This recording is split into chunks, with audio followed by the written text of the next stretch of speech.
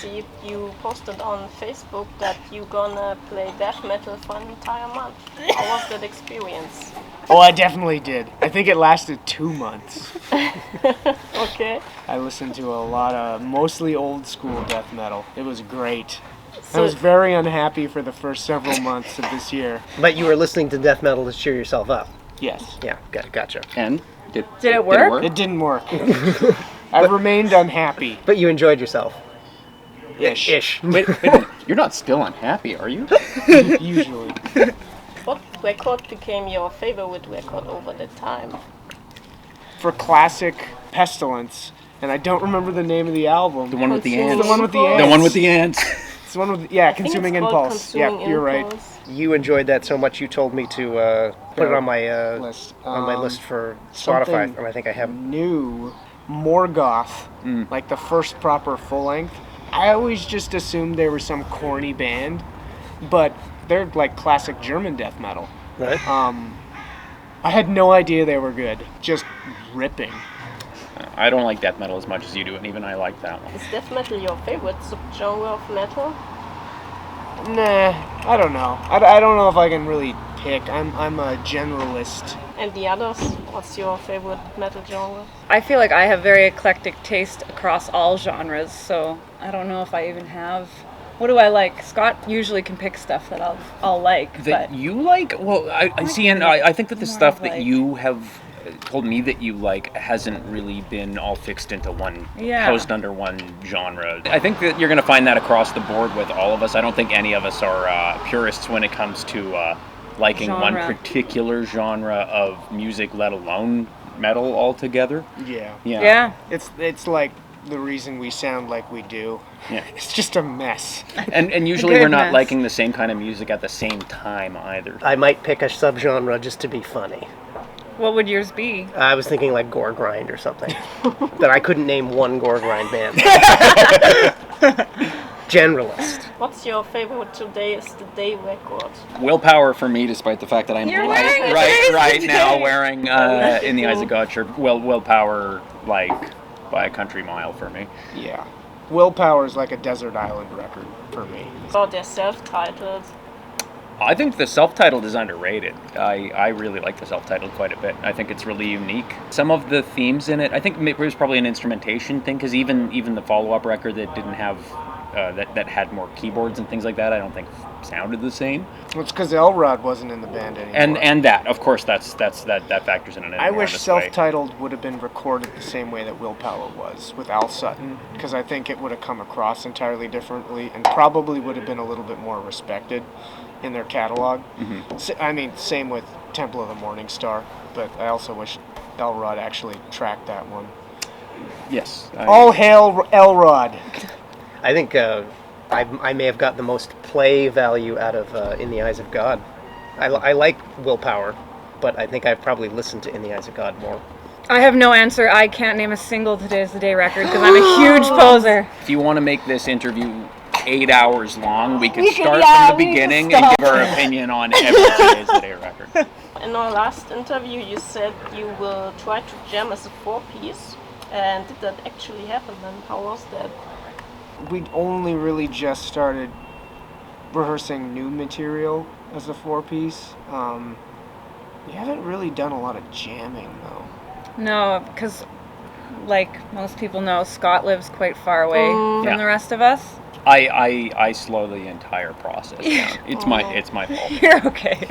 Well, We a haven't big had part of time. the problem is, we don't have time. When we play shows, we really only have time to rehearse the set, unfortunately, because we all lead busy lives. And this year's, we've had like a couple festival one-offs, and then this tour, and we have some more touring coming up in the fall. And we're going to basically take the majority of 2026 off from playing any shows. Good. 2025. What did I say? It's 2026. You skipped a year. What are we doing in 2025, Jesse? Our brains are a mess already. He's going to pass away in 2026. Jesse plans to take a sabbatical that we didn't know Until about in 2026. 2025. It's very hard to jam as a four-piece, though. We don't know how to do it yet. With Not me. Yeah. really, no. We're figuring it out still. we don't even really jam. We just don't jam. Yeah. I write songs in isolation, and I get Shane to come up with beats, and then I teach it to everyone. That's Yeah. the way it's been going. Yeah. If we're being honest. He's getting Yeah. defensive. And do you practice every day? Oh God, Oh. no. No. Couple times a week. There's a chance I might practice more than you guys do while I'm at home. Okay, I yeah. practice the set like a fair deal while I'm away from them. Out of, I think it's a little bit, like tiny bit of guilt, but also fear of showing up and not being as prepared as everyone else, and then being sent home. We won't send you. I never would have guessed you practiced that much. Shane Madison. I have an intense fear of showing up underprepared to play a bunch of songs we've been playing for years. Yeah, and then the three of us get together a couple times a week. Which is really good because when Scott shows up a couple days before we go on tour, it's like we've been playing together constantly. You have like a practice space where you meet and play. Yeah, we have a new one. We just changed practice spaces for the first time in almost 30 years. Yeah. Oh, wow. I got a house, and there's a jam space in the basement. Did you learn any music theory? Shane and I, Yeah. We when we were kids did piano for like 10 years each. And took Royal Conservatory in Canada, theory exams and all that stuff. So, yeah. And I have a bachelor's in music, actually, in Wow. saxophone. But I took jazz. So I went to school for 4 years for music, and then promptly unlearned everything to play what I do in Ken mode, kind of. But it's good. I'm glad I have music theory background. And also going to university for music kind of teaches you how to rehearse and how to practice and how to work with people. So that was helpful. I felt like that really helped joining a band that was already so established. That helped me. And as is always the case in every facet of my life, I'm just a complete washout, and I'm just trying to keep up. Yeah, you don't need theory. We don't talk about music theory in terms of of the songs, though. no. Not at all. Or how do you write songs with some? Do you have like a time signature or something in mind? No, it is entirely stream of conscience that's coming out.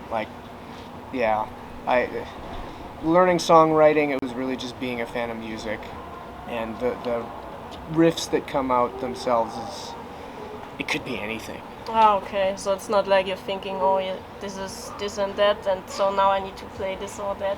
No. Almost sometimes It'll I get figured out because I have to figure out. Or how- I'm what- like, oh, did you guys know this was in 7? Yeah. This is in A flat, there is one new riff that I literally went like, I think I want to write something in 7. And I went one. I did a stupid guitar riff. Went 1, 2, 3, 4, 5, 6, 7. And Right. it's probably the first time I've done that. Sounds like it's supposed to be in 7, though. That's why it's good. Yeah. You What know? song is it? Oh, no one's heard it yet. Secret. What do we have? What's the working title? That's the working title. Where do we go? You had a special relationship with Steve Albini. How did you met him, and what was he like?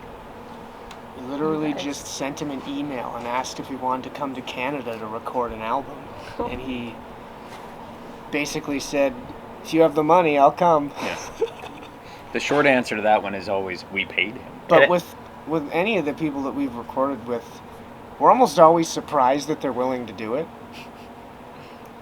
But it seems the ones that we are interested in recording with that's across the board a common trait, right? That they're looking to do weird, interesting stuff as far as what they want to record. So, yeah, it's not like we've ever had somebody on our bucket list reached out and they're like, nah. Maybe call me when you're more established.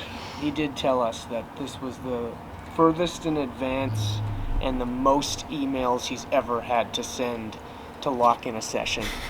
Really? I didn't know he said that to you. That was process oriented, though, right? Yeah. Wasn't that figuring out whether he could make it happen in Winnipeg or not because of his... Well, That a wasn't lot just of- us being tedious. It was Yeah. me being really anal because we were trying to get some grant money out of our province to be able to get him up there. So we needed to create a plan way in advance to do so.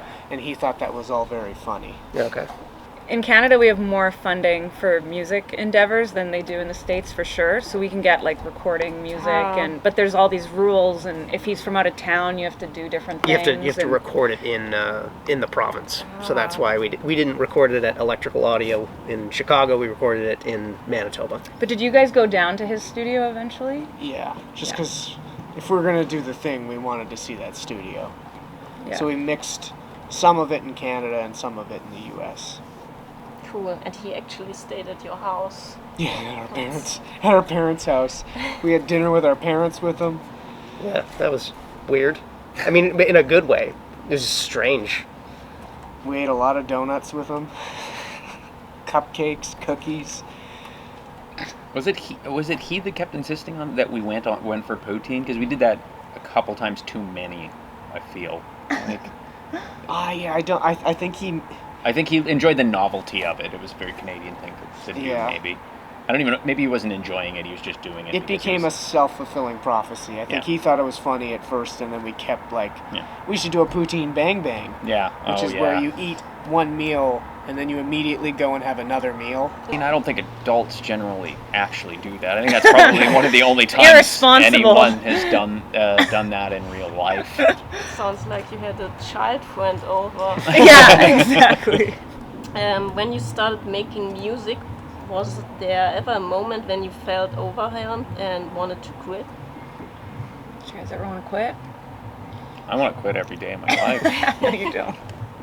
Really, though, when we were all in the formative years, no. I don't remember ever wanting to... Like, we didn't care that we weren't that good. Yeah. Yeah. We were just trying to, do stuff. Yeah. I feel bad for kids now who have, Instagram videos of child prodigies all over the place, and they're, learning how to play drums and going well, there's this kid who's, 6 years old and they're better than I will ever be. It's just blissfully ignorant. Yeah. I suck, but I'm better than I was before. Yeah, I always wanted to do this. There's nothing What are you else. reacting to? There's nothing better to do. What musician had the biggest impact on your musical career? Oh, God. Maybe Albini has the recordings? I guess it depends at what phase. I have one already for Ken Mode. It's Colin Stetson is a saxophone player.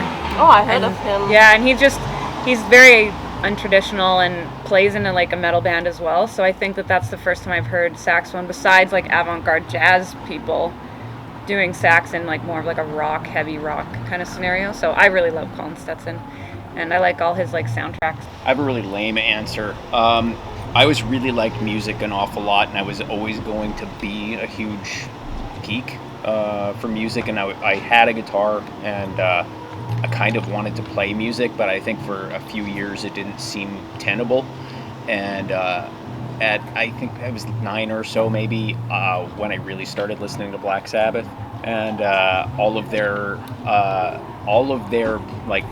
the fun parts of their music are all usually very easy to play.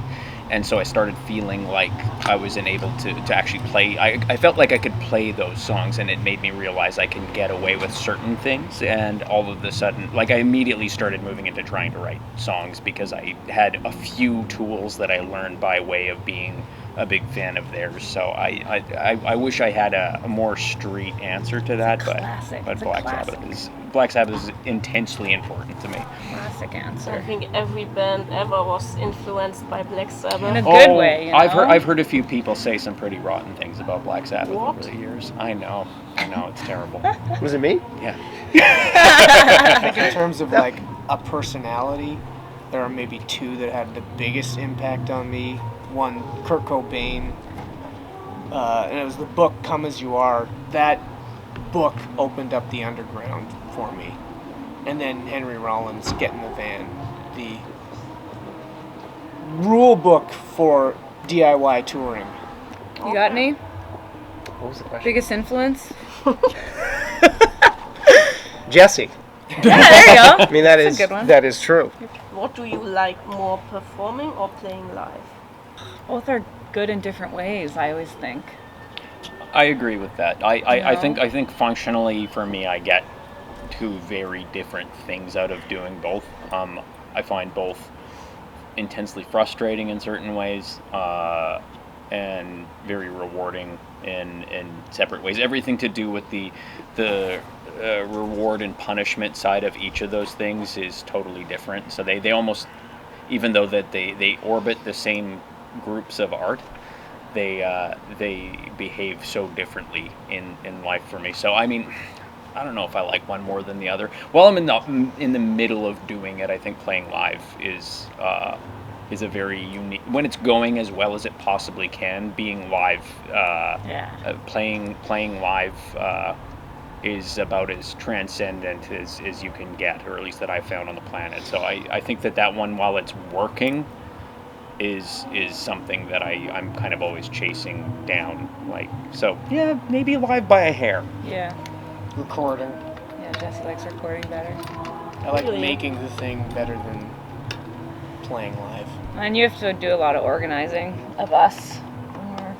Indeed. Do On you the have a road. tour manager? Or you just do it by yourself? Wow. We usually can't afford a tour manager. Yeah. Mm-hmm. Is there a particular show or moment performing live that you really cherish? I mean, Roadburn was. I gotta say pretty Roadburn sick. for me too. Roadburn 2023, right? Yeah. That was my That was- first European show. The most people we've ever played in front of, and got a good reaction. I do remember Pitchfork in 2013 in Chicago too, because I was acting like a pro wrestler, and that was pretty fun. What did you do? I just remember getting up on one of the monitors, and I was doing and people were popping like they would at a pro wrestling show. It was pretty funny. Fests are memorable just because they're so different sometimes. Out of the realm of normal for our regular touring. So it's not that it's better, it's just novel. What's your favorite lyrics for one of your Ken Mode songs, and why? Unloved, learning to be too cold. I love the line, show us what your muscles can do. And the line and the way it's delivered, yeah, I really That's a like that. Scottism. Yeah. Oh, yeah? Do you remember that? Yeah, we were at rehearsal. We were, I think we were loading out. Thought I remembered you moving gear or something like that. I think it was Shane flexing at you when we were Oh, moving. Yeah. Kind of like, yeah, show me what your muscles can do. Okay. I would never do it like that, though. I would never do Wait, that. did we just discover that Shane's favorite lyrics are about his own muscles? No, Yeah, I think we might have. I didn't remember where it was love from, that. and it's the line So plus the funny. way you say it in the Yeah. song. My favorite line is, "Oh, it's about me." You didn't even remember. I'm a little biased because I think it's the chorus to Not Soulmates, because something my wife said to me while we were on vacation. Yeah. Which one was that? That was We're going to continue. enjoying this mistake with me. Yeah. Yeah, you're going to continue enjoying this mistake with me, which was, I don't recall what I had said. I probably said something self-denigrating because that's me. And she, as a means of telling me to shut up, said that out loud. That's pretty good. Kate's got good lines. She does. sometimes. We've got a couple of Kate lines snuck into Ken Mode's songs. I have a favorite way you say human at the end of No Gentle Art. That's like one of my favorite lyric moments. Just when you're both, sometimes you yell it too, like on So stage. people only like loved. Oh, I can't remember where the scream is. What's that scream I always tell you is my favorite scream after the monkey trick scream? Is it Wicked Pike? That's my favorite lyric. If Ken Mode was a movie, which one would it be? Oh. I knew That's a Scott one. this is a Scott question. Oh God, that is so difficult. Try to think of a bad one that Well, you'll hate. you're just gonna say Crank 2. Oh my god. Yeah, I don't know. I've definitely never pondered that. I like that question though. Well, because as a single film, that is a very difficult thing Kenwood's to been sum so up many because things. Ken Mode has evolved. I mean, it would have to be something that has an enormous passage of time and evolution. We can't be summarized Stumped. in a movie. Oh yeah, like that Benjamin Button one, right? So wait, are we getting younger? And It's Benjamin Button. Are you trying to say you're prime Brad Pitt? Oh man. I'm sorry, are we saying No, we're not. Benjamin Button is prime Brad Pitt? I mean, Because California is prime Brad Pitt. Bad California? Prit. Brad Pitt. Bad Pitt. Brad Pitt. Jesus Christ, that's a tough question. That's It a is. really good question. Are we Mars Attacks? Oh, that would be fun. Can we be Mars Attacks? No, they go. No, they have a ack. Yeah, there you go. Say one of the things you thought of. Only the stupidest one. Oh, the stupid first one was Step Brothers, but we're not Step Brothers. We're brothers. Your real brothers. Band of brothers. I don't know if we have an answer. Yep. I got nothing good. We've given some good ones already. Mars Attacks. Band of Benjamin brothers. Buffin. Benjamin. Benjamin Buffin. What do you think about Everything Everywhere All at Once? That was my thought. That Oh, would be my answer. I've never seen Huh? it actually. I saw it on a flight to Europe to come play, so I have associations with the band. I like that one. What about A League of Their Own? Ugh. Jesse watched that on the plane. I It's like never an heard of it. old, like almost like Gina Davis, Disney Madonna. family Yeah, channel. who's in it? Tom Hanks, Rosie Gina O'Donnell. Davis, Rosie O'Donnell, Madonna. Lori Well, Petty, you family guys. and Lori baseball. Petty, do not forget Tank Girl herself. Oh We yeah, were that's right. actually, that was the recurring theme because I was just watching a Star Trek Voyager episode where she's in it. Ah, Tank Girl, final answer. Okay, thank you. Thank you.